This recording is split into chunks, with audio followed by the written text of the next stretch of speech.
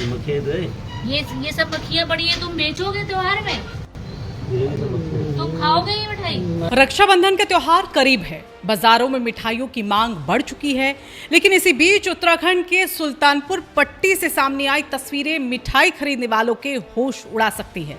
जिस मावे और छेना से त्योहार की मिठास बढ़ती थी, उसी में कीड़े मकोड़े मिले और जहां मिठाई बन रही थी वहां मिल्क पाउडर और रिफाइंड से नकली मावा तैयार किया जा रहा था। प्रशासन की छापेमारी में करीब 2.5 क्विंटल संदिग्ध और मिलावटी मिठाई मावा सामने आया है। लेकिन इस पूरी कार्रवाई में सबसे खास बात यह रही कि प्रशासन का सीधे ग्राउंड पर उतरना। एसडीएम ऋचा सिंह के नेतृत्व में टीम ने एक के बाद एक दुकानों और निर्माण स्थल पर पहुंचकर जांच की और जो मिला उसे मौके पर ही नष्ट कराया गया। आखिर पूरा मामला क्या है, मिठाई के नाम पर क्या खेल चल रहा था और प्रशासन ने कैसे खोला इस मिलावट का राज, चलिए इस वीडियो में आपको दिखाते हैं। नमस्कार, आप देख रहे हैं रायशुमारी और मैं हूं आपके साथ ऋतु बिष्ट। रक्षाबंधन से पहले मिठाइयों की खरीदारी बढ़ने वाली है और ऐसे में खाद्य पदार्थों की गुणवत्ता को लेकर प्रशासन ने सख्ती बढ़ा दी। इसी कड़ी में मंगलवार को सुल्तानपुर पट्टी इलाके में राजस्व और खाद्य विभाग की संयुक्त टीम ने ताबड़तोड़ कार्रवाई की।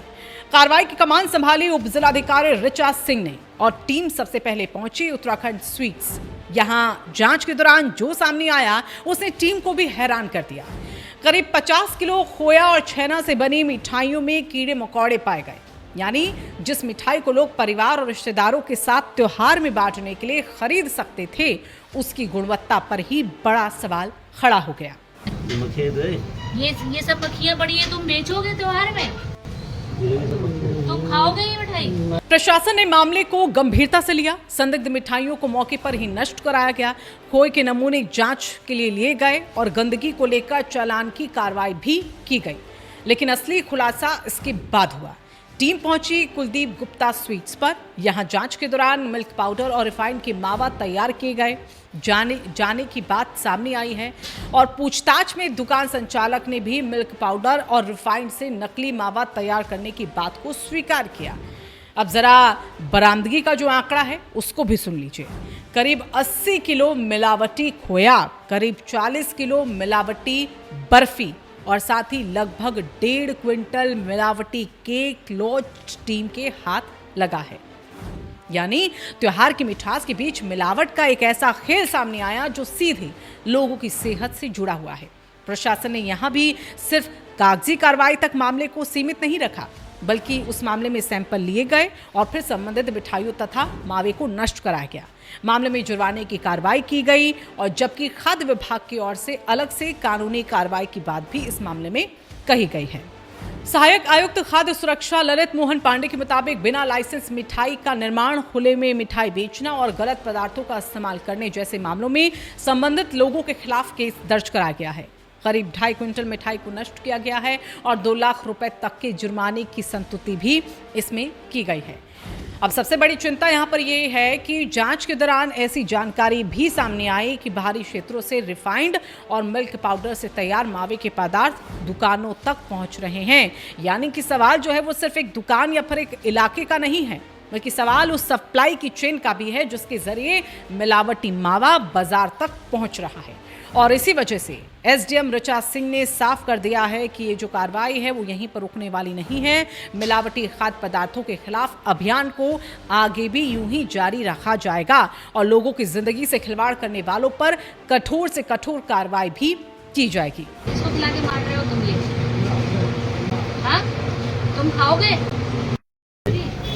क्या ये देखिए, ये क्या है? ये क्या है? ये जो खराब पानी है। वो नहीं, ये जो तुमने कनस्तर में रखा है छेने, ये तुम सब लोगों को खिलाओगे क्या? कहाँ से बना के आ रहा है? इधर कहाँ से बना के लाते हैं? इसकी फोटो इधर से बाहर ये सब नीचे रखते हैं पहले, फिर उतार के इसके लोग नीचे लेकर आएंगे, वहाँ फोटो पाउडर इसी से बना रहे हैं। ये खोया और मावा, मिल्क पाउडर से सारा खोया और मावा बन रहा है ना भैया? मैम बेचते हैं हमको, बनाते नहीं मैम, बेचते हैं। ये भी नहीं, उसमें नहीं है मैम। ये क्या है? मैम। ये क्या है? दिख रही है कि मेरे आंखें कम है? मखेद है। ये सब मक्खियाँ बड़ी है, तुम बेचोगे त्योहार में? इस कार्रवाई के लिए एसडीएम ऋचा सिंह की सक्रियता की भी चर्चा जरूरी है। खास बात यह है कि उन्होंने सिर्फ दफ्तर में बैठकर आदेश देने के बजाय खुद ग्राउंड पर उतरकर कार्रवाई की निगरानी की है। राजस्व और खाद्य विभाग की संयुक्त टीम के साथ दुकानों और निर्माण स्थल तक वो पहुंची। मौके पर स्थिति को देखा, संदिग्ध खाद्य पदार्थों की सैंपलिंग को कराया और फिर खराब और मिलावटी सामग्री को नष्ट कराने की कार्रवाई भी सुनिश्चित की गई। उनकी कार्यशैली में एक बात साफ नजर आती है, शिकायत या सूचना मिलने के बाद सिर्फ कागजी कार्रवाई नहीं बल्कि मौके पर पहुंचकर वास्तविक स्थिति की जांच का होना। और इसी तरह पहले भी वो जनहित से जुड़े मामलों में मौके पर पहुंचकर कार्रवाई और फिर निरीक्षण और को प्राथमिकता हमेशा देती रही है। यही वजह है कि इस कार्रवाई को लेकर प्रशासनिक स्तर पर सक्रियता और फील्ड एक्शन खासतौर पर दिखाई दिया।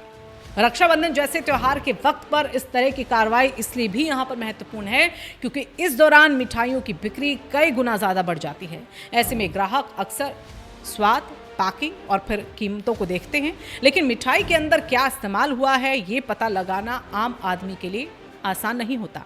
इसलिए अगली बार जब आप रक्षाबंधन के लिए मिठाई खरीदने जाएं तो सिर्फ खूबसूरत रंग को ना देखें, चमकदार पैकिंग को ना देखें और सस्ती कीमत देखकर उस पर फैसला ना करें। साफ सफाई, दुकान की विश्वसनीयता और साथ ही मिठाई की गुणवत्ता पर भी ध्यान जरूर दें क्योंकि त्योहार की मिठास जरूरी है, लेकिन मिठास के नाम पर सेहत के साथ समझौता बिल्कुल नहीं।